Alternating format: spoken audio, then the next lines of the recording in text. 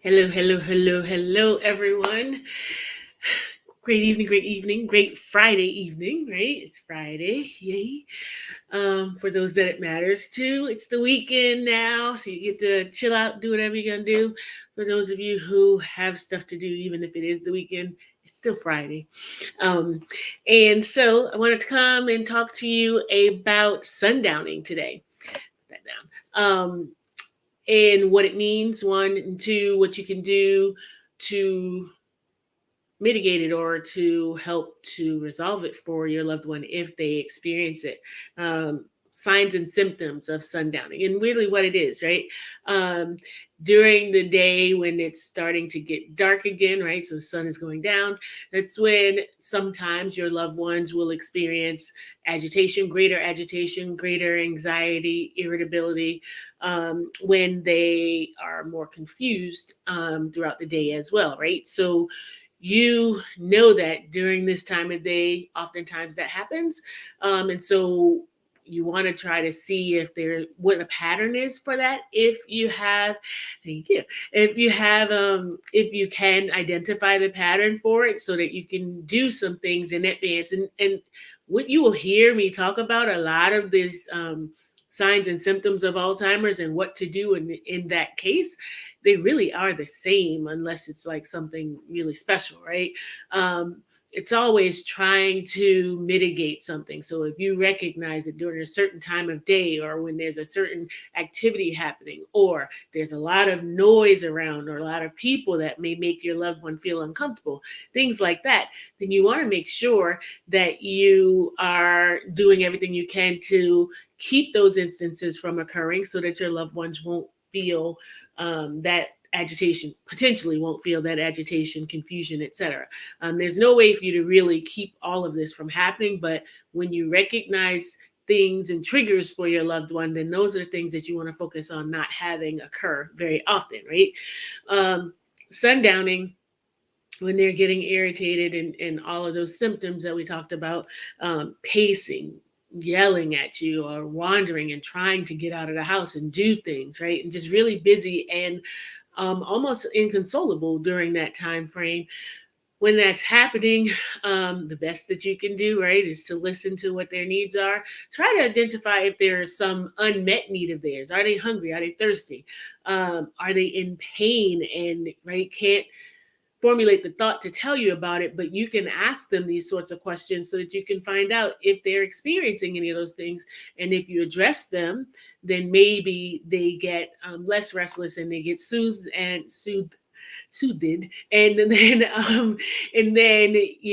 they get better, right? Sundowning for you, right, during that time of day when the sun is going down, especially if you've been working all day, you've been trying to care for them at the same time you're working, and now here's this episode that's happening. So it really is a time when you as the caregiver are really tired potentially, or you're trying to come down off of the workday, and now here's this, right? So it's like one more of those things that can cause you as the caregiver to be a little more anxious yourself, or down, or depressed and upset, right? And so you want to be mindful of the time of day and what's happening too. Gear yourself up, psych yourself out, right?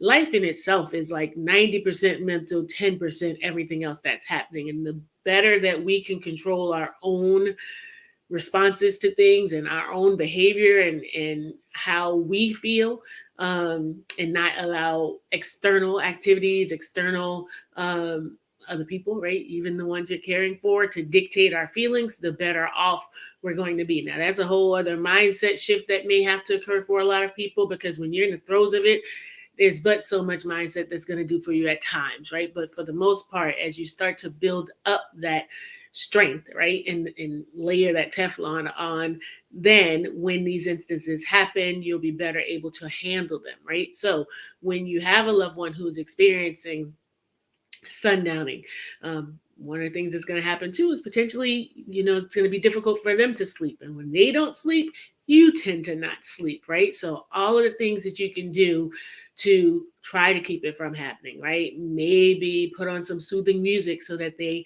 can start to relax a little bit.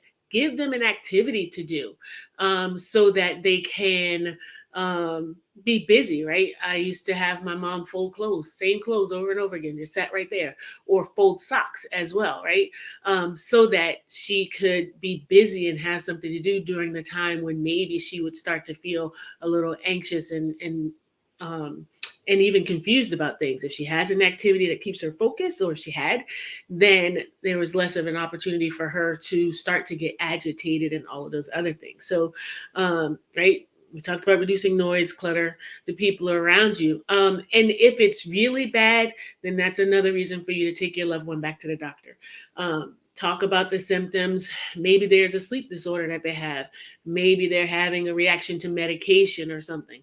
Or maybe the doctor will just have some idea of what you can do to help in those instances. But we always want to include the doctor in your loved one's care, especially when there are instances that really seem a little out of whack for them, just to, one, keep the doctor informed, two, maybe there's a medication that gets prescribed for a little bit. And I honestly, it's a personal thing whether you put your loved one on the medication or not, especially when and if there are medications that may be helpful, but generally, many of them say, hey, not for use in patients with dementia or Alzheimer's. So it's going to be a personal decision, but depending on the instance, maybe there's a reason to put them on something for a short term to help out if it's like extreme behavior and things like that. Put you in front of a social worker maybe to help you out and to help to guide you in that care, right? Thanks, Sam.